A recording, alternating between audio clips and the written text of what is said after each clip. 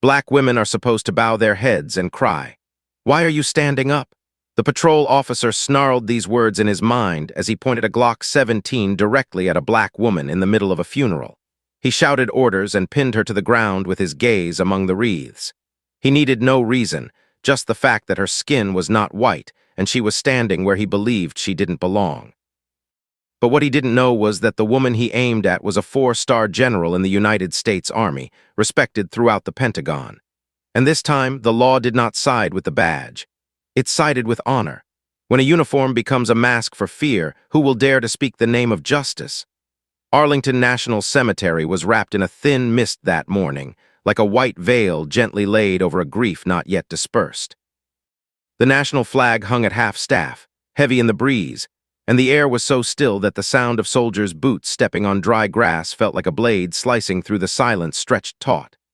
A row of black-covered chairs sat neatly aligned beneath the old oak canopy, where the family of the fallen soldier sat upright like flagpoles unwilling to break.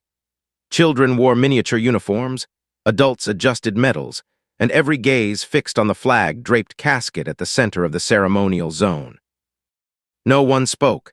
No one dared cough because this was a military funeral, a sacred event where all emotional displays were subdued to make room for the only thing permitted to remain, honor. A black SUV slid in from a side gate, the engine nearly silent.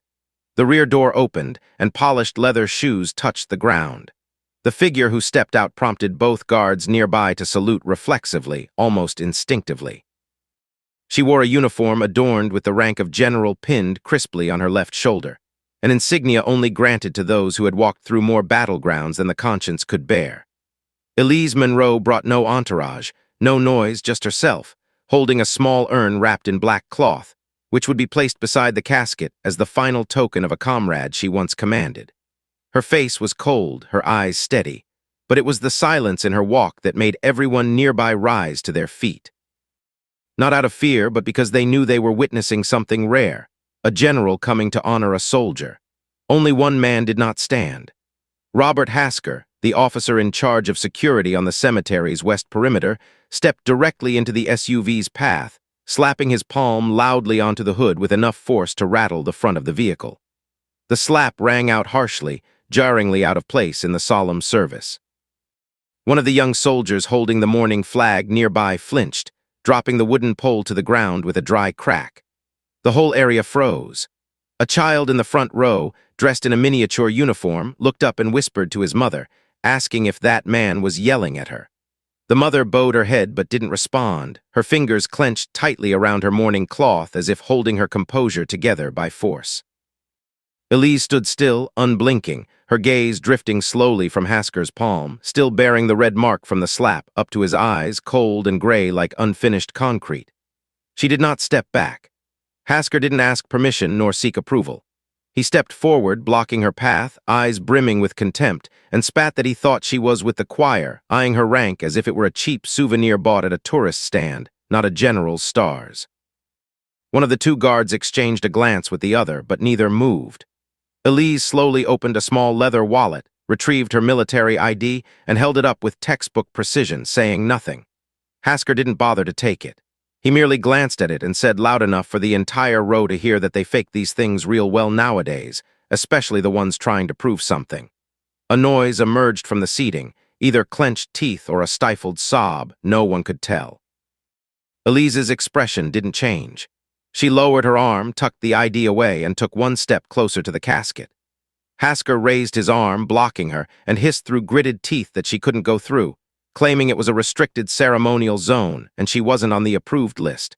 An older veteran seated behind, a former army captain, tilted his head and murmured to his neighbor, wondering if they were burying a soldier or burying honor itself. The whisper didn't travel far, but it struck a buried nerve in the hearts of all who heard. No one stepped in. No one dared come between Elise and Hasker, not because they agreed, but because they didn't know if the system would stand with them if they stood up. The sky sank a shade grayer.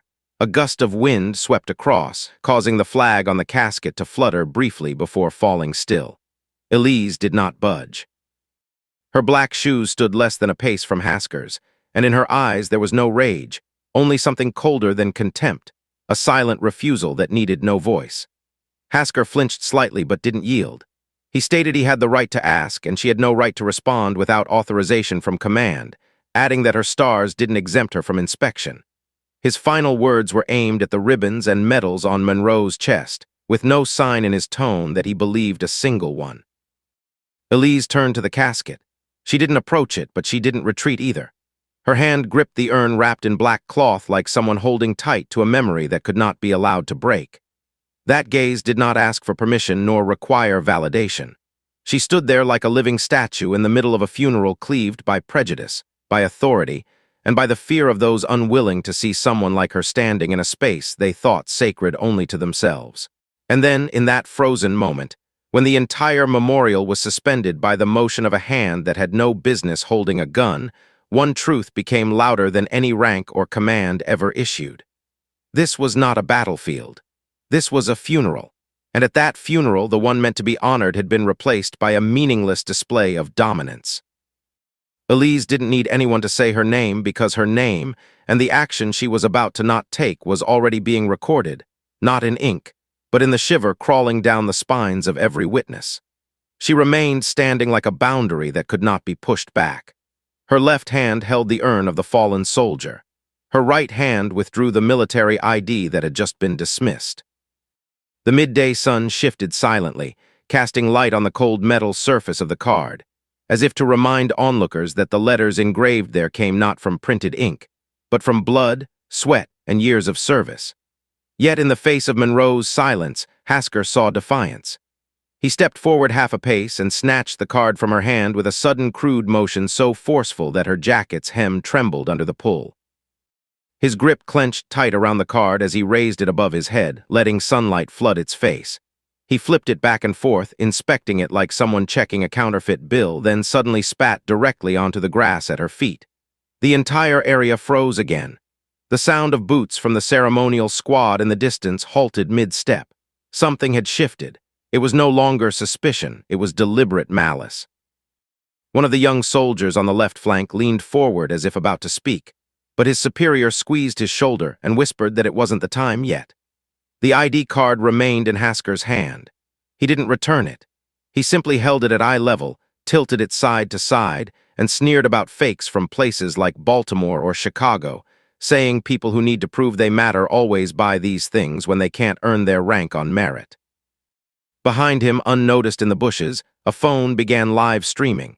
Elise Monroe still said nothing. No rebuttal, no justification, no reaction. That precisely made the atmosphere feel even more haunted. Instead, she stepped forward, face to face with Hasker, close enough for his breath to reach her collar. Her eyes carried a gaze that made the person opposite feel like they were standing in front of a mirror, forced to confront themselves. Her voice dropped, carrying the knowledge that what she was about to say didn't need volume to carry weight. She told him slowly that he wasn't doubting the card, he was doubting that someone like her has the right to carry it. No thunderclap followed, but her words echoed through the funeral. Hasker's lips tightened, and for the first time his face faltered slightly. He hissed back that an ID doesn't prove identity and the authority to verify belonged to him. Monroe didn't flinch. She reached out to take back her card. Hasker didn't let go at once, holding it for half a second longer like a thirsty man gripping his last drop of authority. But then she tightened her grip and pulled it back in one swift, commanding motion. The sound of metal tapping her fingernail rang sharply. She turned away, leaving Hasker standing in the aisle, hand empty, speechless. As he fumbled for his next excuse, the notification of the live stream hit 120,000 viewers. From the front row, the mother whose child wore the miniature uniform slowly rose to her feet, walked toward the casket, looked at Monroe, and nodded. Monroe stepped forward, grounded in the full weight of a person who had once crossed battle lines.